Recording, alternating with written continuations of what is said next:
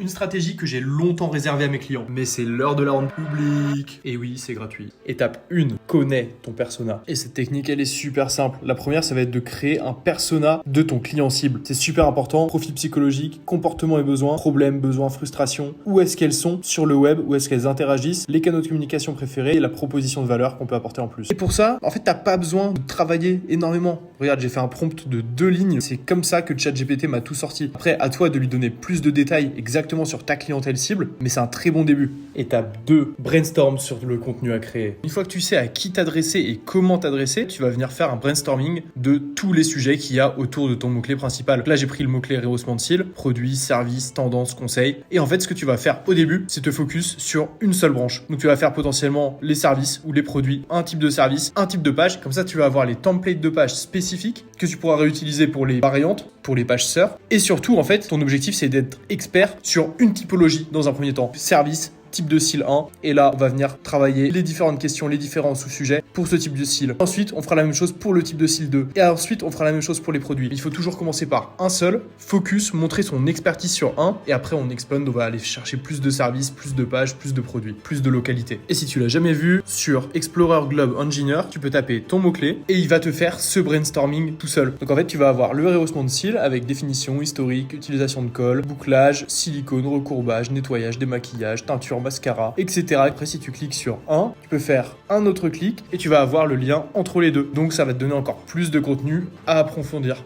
Et surtout, si tu as aimé l'astuce et que tu veux être encore meilleur en SEO, commente SEO et je t'envoie toutes les ressources dont tu as besoin en DM.